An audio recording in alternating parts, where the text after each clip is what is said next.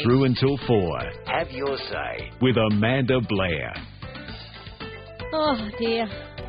Big Brother household. What's the rub? I mean, it is one of Australia's most popular TV shows, and I remember when it first started, it was insane.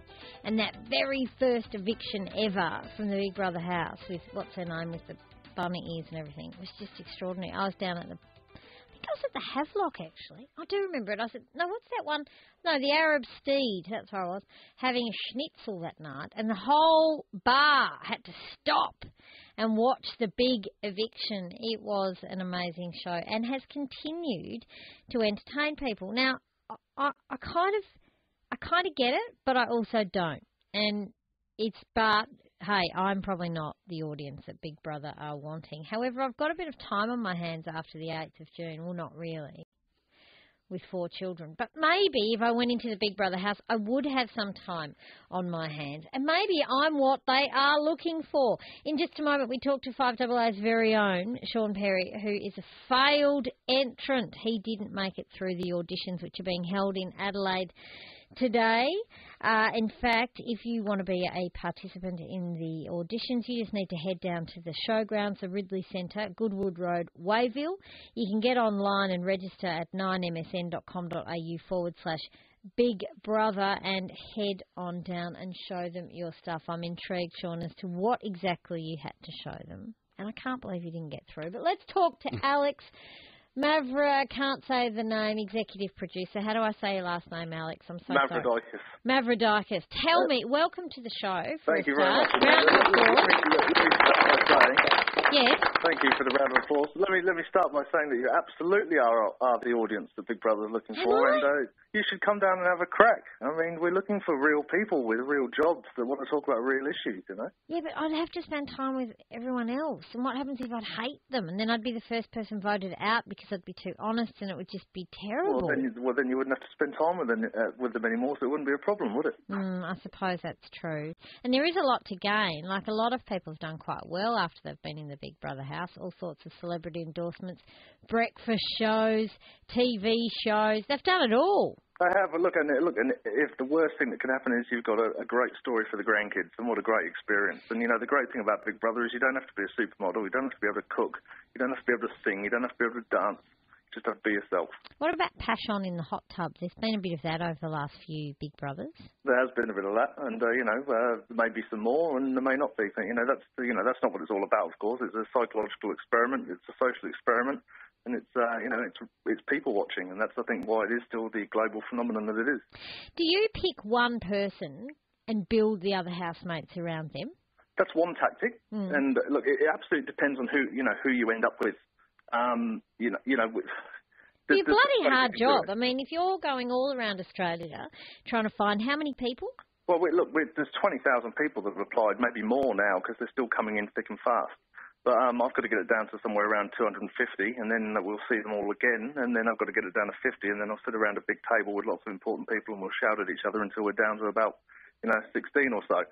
So, it's a big culling exercise, and, we want all types. I mean, I'd be crazy to put in, 14 or 16 extroverts, because it would just be a turn-off. It'd just be, fighting for airtime. You've got to find your mix of introverts and extroverts. You've got to find your different personality types. And, of course, I want to have a multicultural house and a diverse house, all different ages, all different types. And so what do you look for? I suppose every Big Brother house has been different to an extent, hasn't it? It has. And look, towards the end of its run, I mean, with viewer fatigue, and it happens with everything. And Big Brother is the only reality show that ever lasted 8 years in a row. People will get tired of formats, and I think towards the end we had to keep throwing bombs at it, and we probably did stunt cast a bit at the end, I have to say. But what the 4-year break does, because it hasn't been on air since 2008 in Australia, the 4-year break gives us the perfect opportunity to go back to the core values of what Big Brother is. And so I'm looking for warmth, I'm looking for intelligence, I'm looking for humour. Like I said before, I'm looking for people who want to talk about issues that concern people, and issues that people want to talk about, And what sort of time commitment is it? I mean, how is it 12 weeks or? If you're going to win the show, you'll be in there for at least 12 weeks, correct? Wow, that's a lot, isn't it? But more importantly and more topically, the time commitment today I heard you say about registering online. Well, you can just rock up now because, we're at the Ridley Centre and it's still very busy at the moment, but we're open till 4. If you come down on your lunch break from work or, after work or mid-afternoon, you'll probably be through the entire system in 2 hours. And so I would encourage anybody to, especially people who haven't thought about a career in television, they're the people I'm particularly interested in.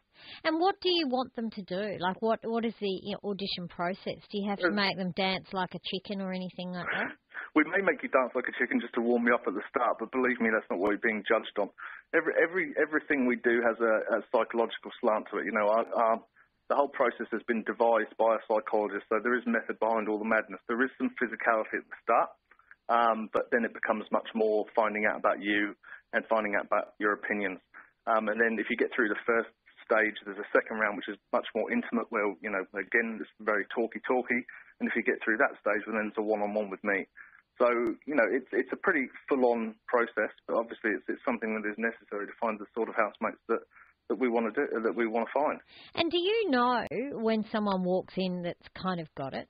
Is there that sort of that moment where you go, yep, you are definitely going into I heard you mention Sarah Marie before. So look, that was the one series I didn't work on, but I heard that when Sarah Marie walked in the room, everybody just went, yep. And I remember when Fitzy walked in the room, and he was this, big kind of goofy giant footy player, with a stupid laugh, and was just making everybody in the room laugh, and it was just like, yep, he's someone we want. People like Reggie from Tasmania, who won in 2003, who the nation just fell in love with.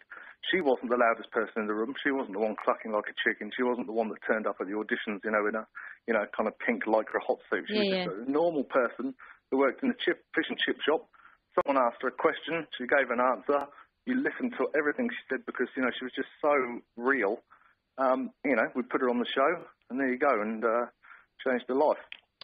It did change your life. Do you think with the advent of, or I should say the increase of reality TV, and obviously, as you said, there's a number of Big Brothers now under the belt, do you think that people present to the auditions perhaps trying to be what you want? Oh, absolutely. Yeah, and your skill, isn't it, is finding the real. Correct. I mean, look, and that, it does happen. I mean, I'd be completely lying if I said it doesn't.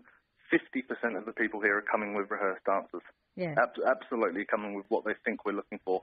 But they're the people that we will quickly identify and get rid of. The people that come with no agenda are the ones that we'll get in the house. Because you'd be pretty astute at picking that. In the same way that I am when a guest comes into the studio and I can see that they're nervous and I can see that they're trying to say what I think they should be saying, and you just get them to put down their paper, put down the pen and just look at you and just tell you what they think. Well, look, I've done a lot of these, and I've done a lot of other reality shows too, so I know the types that you're talking about. And what about the overall feel of this Big Brother? Because you have had some where there's been a number of romances, as I said earlier, a bit of hot tub action, a bit of, humpy-bumpy underneath the blankets at night when the cameras are still on. What are you looking for this time? Because I'd be quite keen on going into a middle-aged house where we get to, watch ABC TV and eat soup. Well, and casseroles. I can tell you now there'll be no ABC TV because, A, it's on Channel 9, and B, one of the key format issues is that there's no contact with the outside world. Look, a romance is always good, It's always good because, nothing sells like a good, honest romance. Love a bit of conflict, but not too much. I mean, just the right amount. And more than anything else, it's funny. I'm absolutely convinced that the key to glory is people come home after doing their job that they hate and they sit down and they have their dinner and they want to sit down, they want to laugh. And, what is on television at the moment that is genuinely funny on Australian television? There's not a lot. Yeah, well, the 7:30 report doesn't really crack it for many laughs, does it? No. So, okay, so this is very interesting. And what are you getting down at the Wayville Showgrounds? Like, what ages? Are you getting all ages?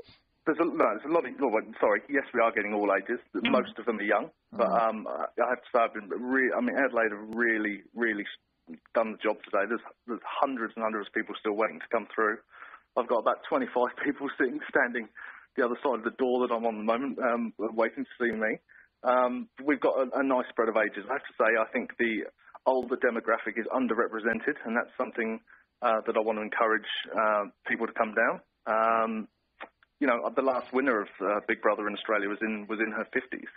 So, I think the more oldies, the better. Come down. And what do you get? Like, what's the big prize barrel at the end? We haven't released the prize money yet, but it is a significant prize, and it's definitely worth winning. Righto. So 12 weeks of your life, putting up with the kids of today, carrying on, saying what you think, being polarising, being warm, could net you the riches of Aladdin. Could indeed it could, and the hearts of the nation. The hearts of the nation. Hey? Now, when is it due to start? We're on air straight after the Olympics on Channel 9. I don't think we've got the exact date yet, but it's going to be somewhere around the second week of August. Right. Wow, how exciting. We've got someone on the phone. Can they talk to you, Alex, just for a minute? Very quickly, you might be interested in this woman because you are, Sharon, a 62-year-old lesbian grandmother. That's it. Go straight into the house, Sharon.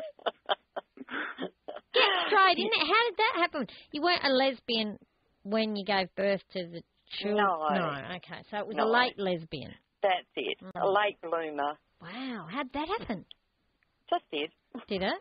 I'm not about to talk it. You're not about to talk about it? Well, you won't be very good in the Big Brother house, Sharon, because let me tell you, everyone would be intrigued with that. Well, I will. I would later on, yeah. Right. But I'm just trying to get what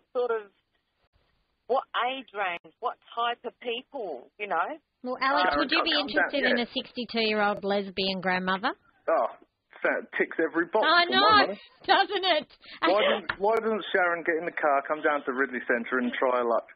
Oh, because I'm at work at the moment and I can't do it. Just get sick. What time do you finish? I finish at 5.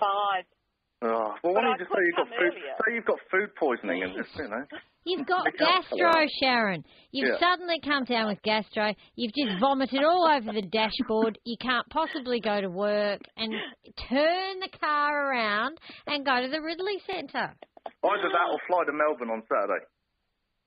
Oh, God, okay. Go on, Sharon. The world needs to know how you turned into a lesbian. I need to know. I've done it out with too many men. There had to be something wrong. I can answer that question. It's because women are better looking than men. Oh, that is very true, Alex. Very true indeed. Well, hopefully Sharon will turn up to your audition. So, look, if you've got something or if you think you've got something, go down to the Ridley Centre today. Be yourself, though, Alex. That's the advice, isn't it? Be yourself because no one likes a fraud. Correct. Absolutely right. All right. Well, listen, good luck with that. And if people do miss out today, they can head to Melbourne. Is that right, on Saturday? Melbourne, Saturday, Sunday. Absolutely. All right. Head online, 9msn.com.au/Big Brother and find out all the details. Good luck with that, Alex. Thank you, Amanda. Nice to talk to you. Nice to talk to you too, Alex, who is the executive producer of Big Brother. In just a moment, we talk to 5AA's very own Sean Perry. He failed to make it through the auditions. Why, Sean? Why? We'll find out in just a moment.